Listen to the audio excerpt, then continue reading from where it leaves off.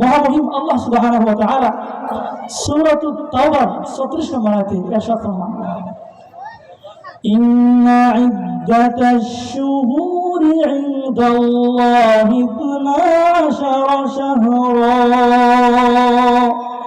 ফি কিতাবিল্লাহি ইয়াওমা খালাকাস সামাওয়াতি ওয়াল আরদ মিনহা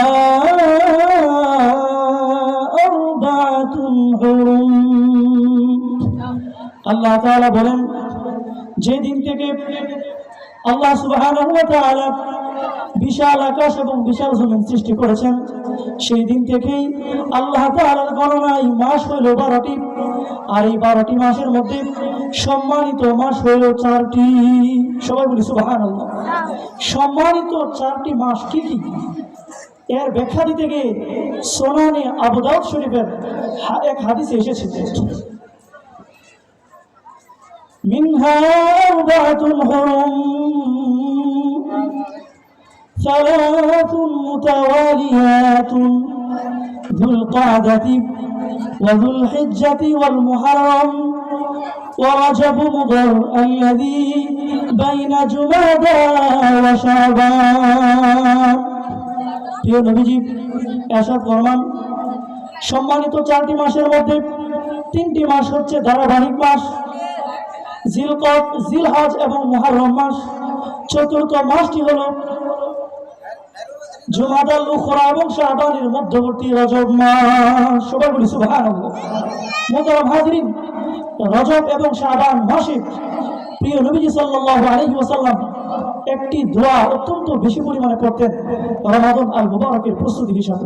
তিনি আল্লাহর কাছে তার হায়াত বৃদ্ধির জন্য দোয়া করতেন, আল্লাহুম্মা বারিক লানা ফি রজব ওয়া শাবান ওয়া বাল্লিগনা রমাদান।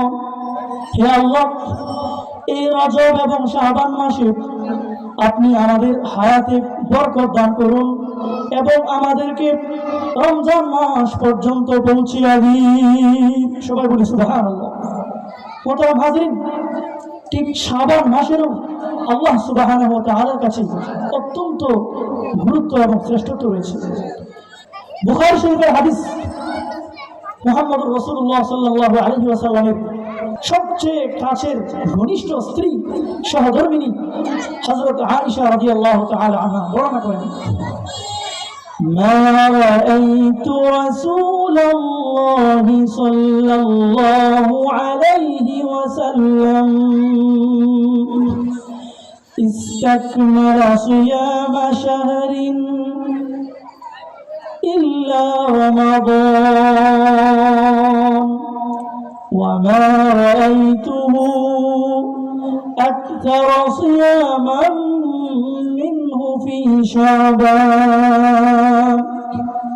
আম্মা জান আয়েশা রাদিয়াল্লাহু তাআলা আনহা বলেন, আমি রমজান মাস ব্যতীত অন্য কোনো মাসে পুরো মাস ব্যাপী রোজা রাখতে প্রিয় নবী সাল্লাল্লাহু আলাইহি ওয়াসাল্লামকে দেখিনি।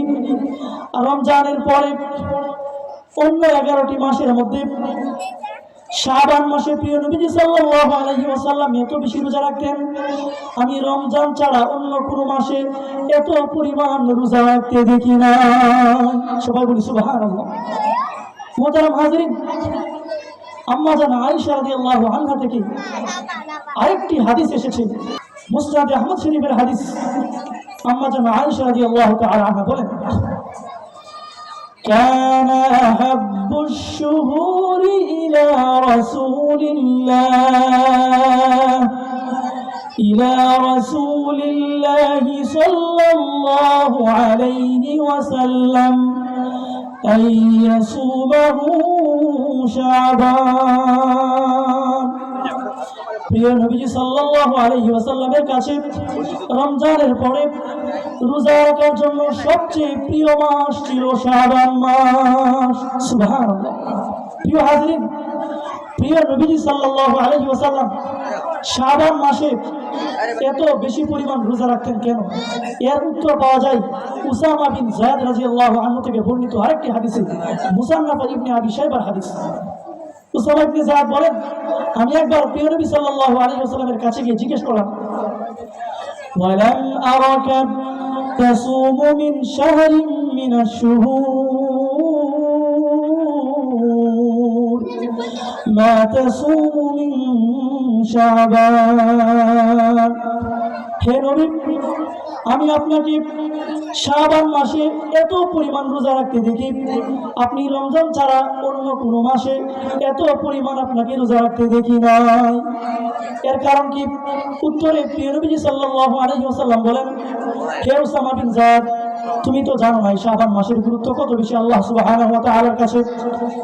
শাবান মাস হচ্ছে যাকা শাহরুন বাইনা রাজবিন ওয়া রমাদান ওয়া হুয়া শাহরুন তুরফাউ ফীহিল আমালু ইলা রাব্বিল আলামিন ফাউহিব্বু আন ইউরফা আমালি ওয়া আনা সাইম।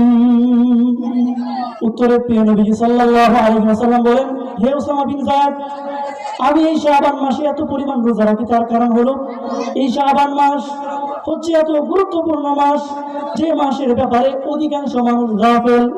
যে মাসটি রজব এবং রমজানের মধ্যবর্তী মাস। এই মাসেই একজন বান্দার সারা বছরের আমল আল্লাহ সুবহানাহু ওয়া তাআলার কাছে পেশ করা হয়। সুবহানাল্লাহ। প্রিয় নবীজি বলেন, ফাউহিব্বু আন ইউরফা আমালি ওয়া আনা সাইম। আর আমি নবী চাই আমার আমলগুলো আল্লাহ সুবহানাহু ওয়া তাআলার